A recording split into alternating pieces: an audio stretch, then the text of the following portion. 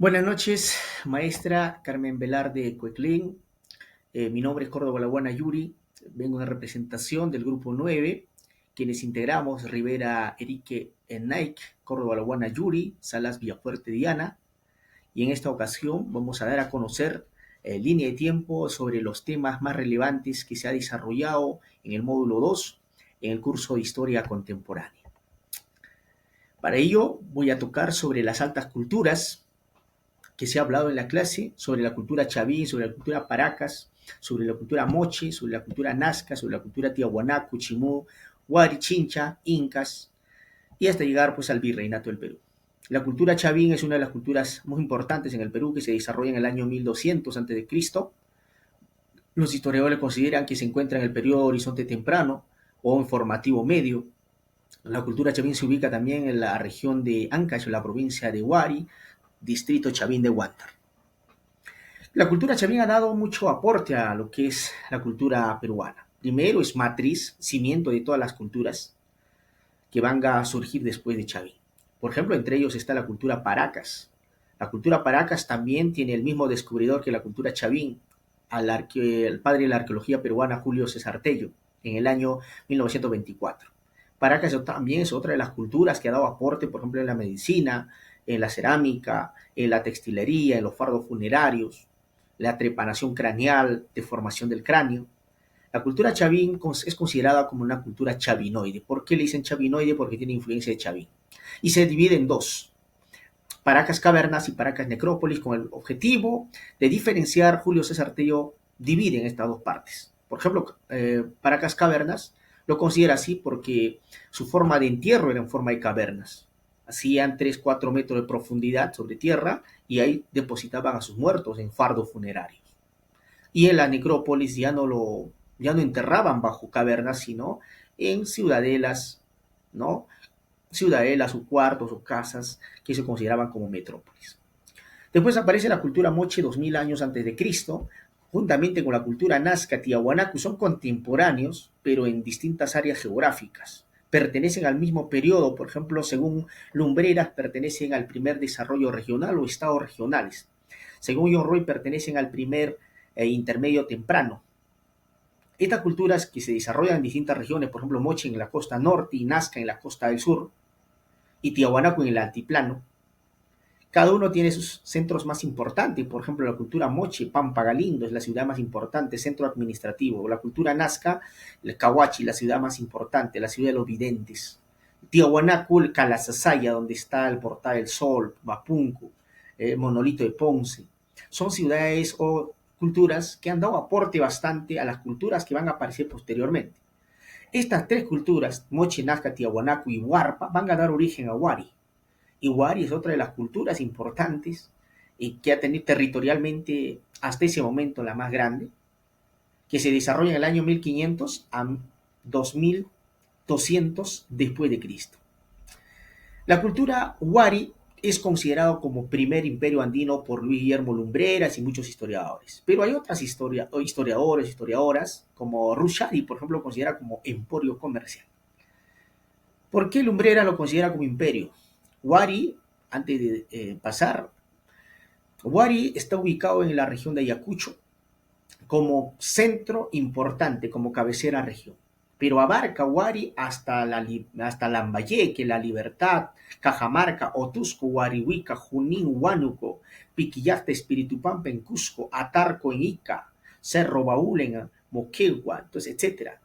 Tiene un abarque territorial impresionante y tenía cabeceras región, y esas cabeceras región eran como sus colonias. Por eso Luis Guillermo Lumbrera lo considera como un imperio. Mientras Rushadi lo considera como emporio porque Huari, Viñaqui, el capital de Huari, el centro administrativo, era un enclave comercial donde se encontraba y se desarrollaba el intercambio comercial de la costa, selva, sierra, norte, sur. Bueno, cultura Huari da aporte también impresionante a las culturas. Por ejemplo, da idea a los incas de los cuatro suyos. El dominio de los pisos ecológicos, los andenes, la urbanización, en la cerámica, en la arquitectura, desarrollo impresionante, en la hidráulica, tuberías de piedra, ¿no? Etcétera. Después de la caída de Huari viene pues, la cultura Chimú, y la cultura chincha. La cultura chimú es una de las ciudades importantes, también una de las culturas importantes que se desarrolla en el norte. Como capital tiene pues Chanchán, la ciudad de barro más grande de América. Y también Chincha, la cultura chincha es uno de los expertos navegantes que se ha desarrollado en el Perú, en la costa central, que desarrolló el triángulo comercial, iban al comercio hasta Ecuador, traían productos de Ecuador, subían al altiplano con Tiahuanaco y bajaban a la costa, tenían tambos, almacenes para almacenar productos agrícolas o para productos comerciales. Los chinchas son considerados también como los fenicios andinos.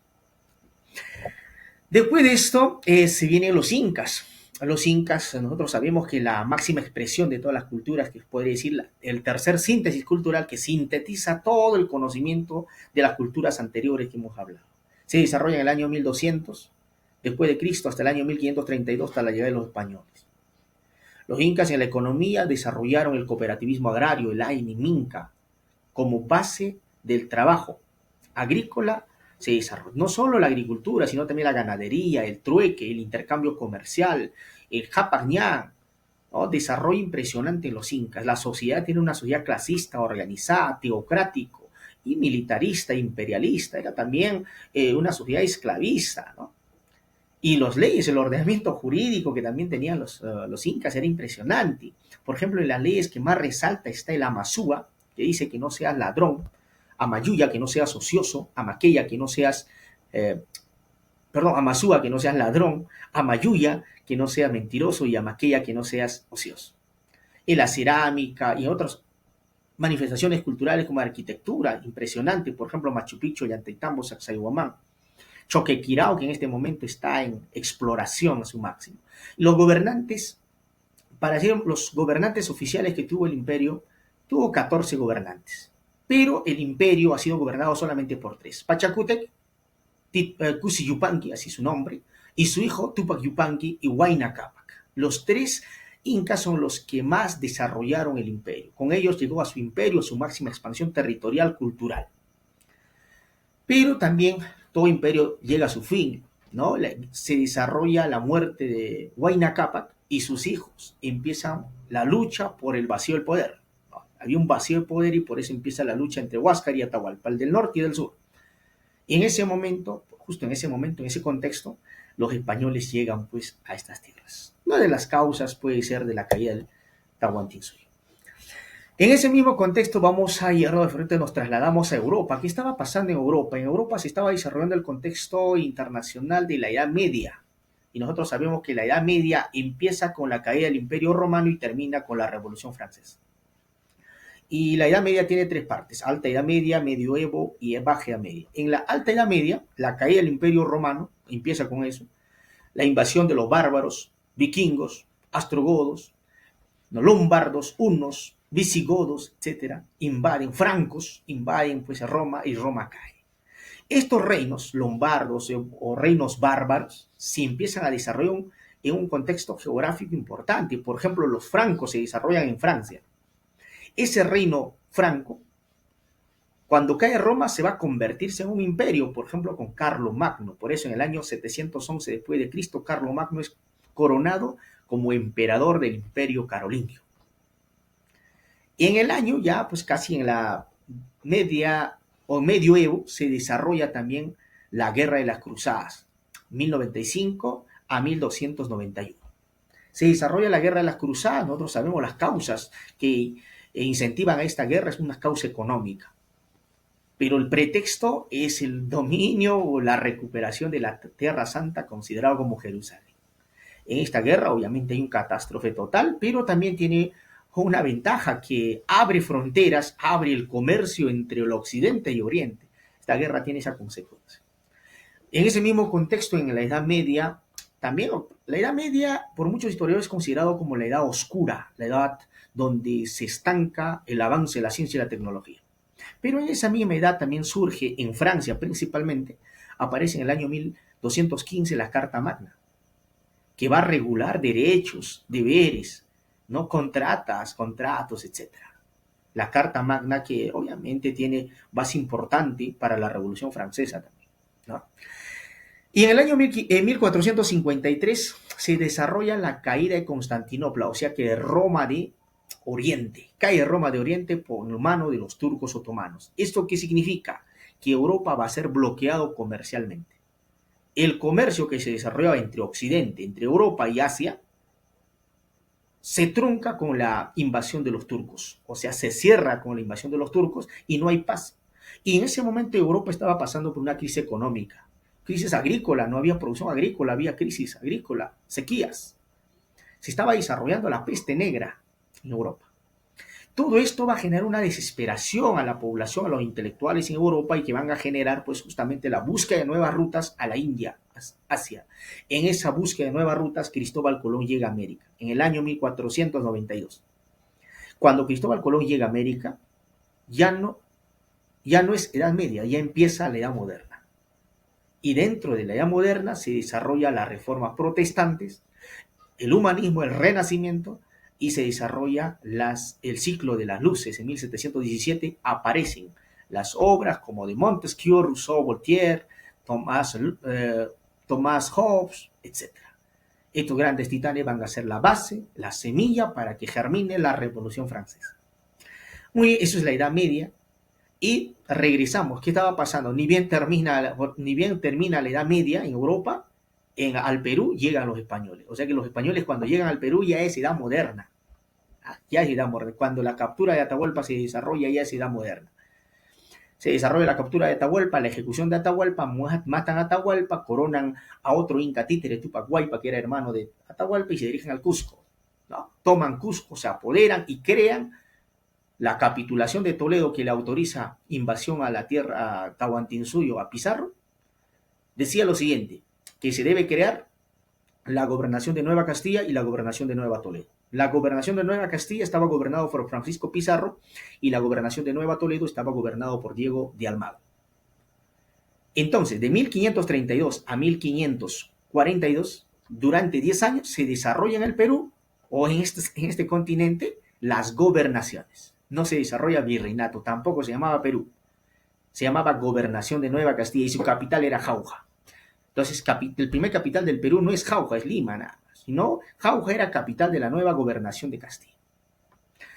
En el año 1532 se desarrolla la fundación de Lima.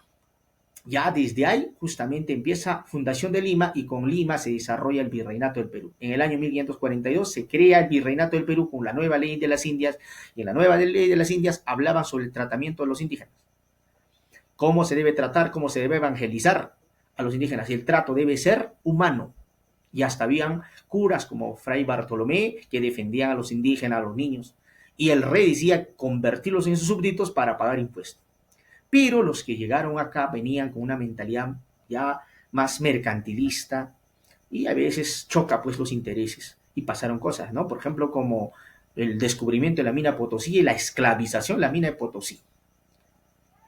La esclavización en la mina de Potosí, tanto de niños, mujeres, mayores, etcétera. La mita minera, la esclavización desde el mina de Potosí hasta Callao, cargar a mula, a llama y a lomo. Se desarrolla pues el saqueo. Y la mina de Potosí significa para Europa, principalmente para España, pues un alivio económico, porque gracias a la mina de Potosí, que se extrae toda la etapa del virreinato, desde la creación del virreinato hasta la batalla de Pampa de Ayacucho, hasta el año 1824, hasta la expulsión, hasta ahí. Y hasta el día de hoy creo que sigue extrayéndose todavía la mina de Potosí. Era tan grande la mina de Potosí que va a salvar de la crisis económica pues a España. Y con esto España ratifica de vuelta su poderío imperialista, colonialista en el mundo. En el año 1569 aparece el quinto virrey del Perú, Francisco de Toledo. Francisco de Toledo cumple un papel muy importante como virrey. Establece, crea el virreinato del Perú, pero con instituciones. Llega a los cabildos, ¿no? Tiene autoridades locales, regionales, por ejemplo, los cabildos eran municipios.